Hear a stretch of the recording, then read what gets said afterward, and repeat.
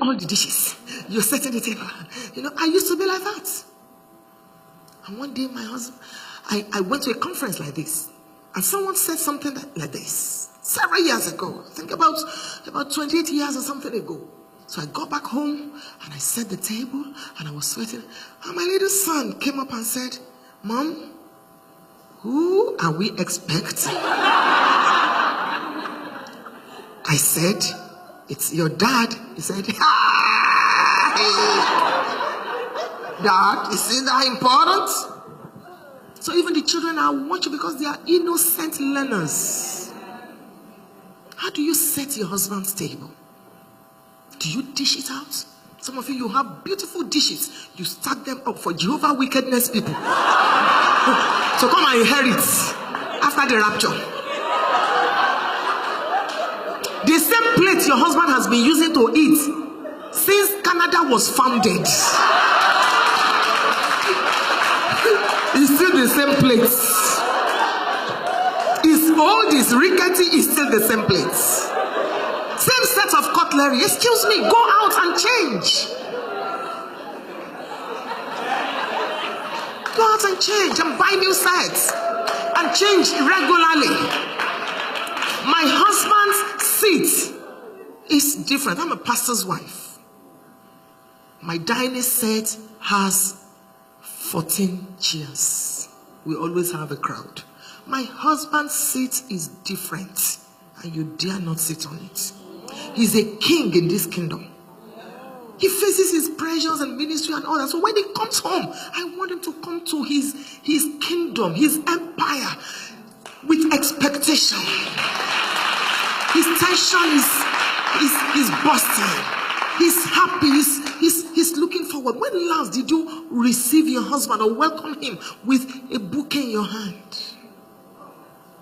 At the door.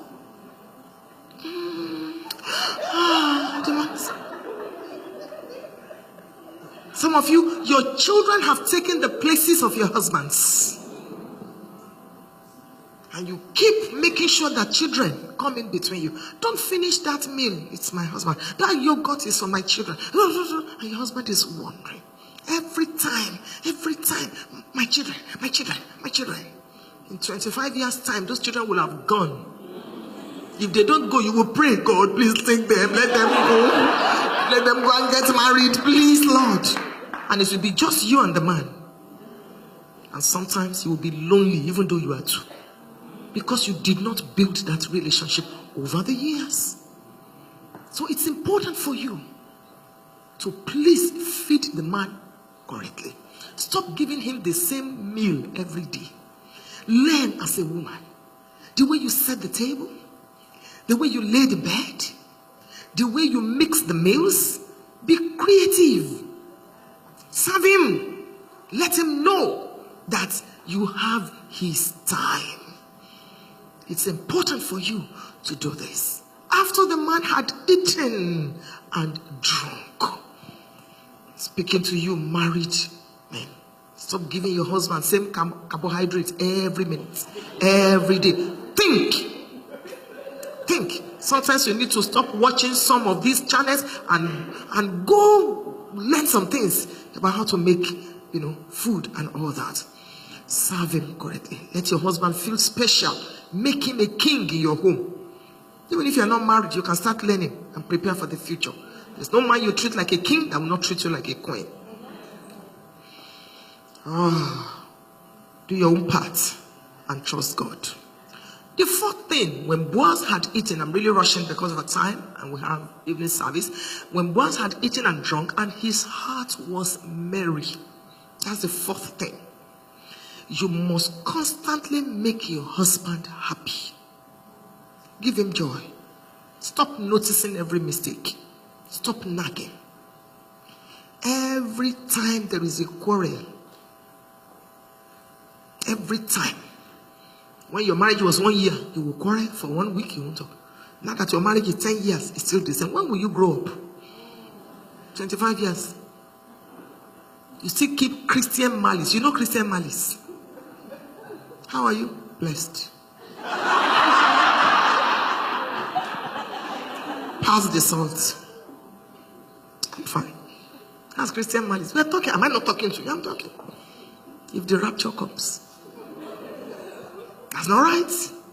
Let him be happy. Make him happy. When last did you tickle your husband? When last did you put a little fish in your mouth and you just tiptoed and you came from the back and you put it in his mouth? When last did you do that? You know, sometimes I just move towards my husband and I just tickle him. And he does like that. I say, you are not even a virgin.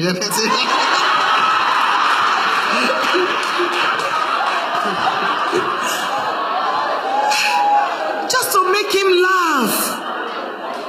Just to make him happy. When last did you do that? When last did you pillow your head on your husband's chest while he's watching Arsenal and Barca? When last?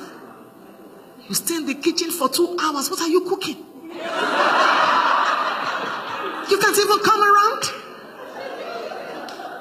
That's why as a woman you must improve on yourself. You must know a little about everything. Isn't that your husband and your children are discussing? I see. What did you see? You can't even contribute anything. I see. You don't even know the name of any club. You don't even know. They say, and they say Barcelona. Say, is it the wife of Obama?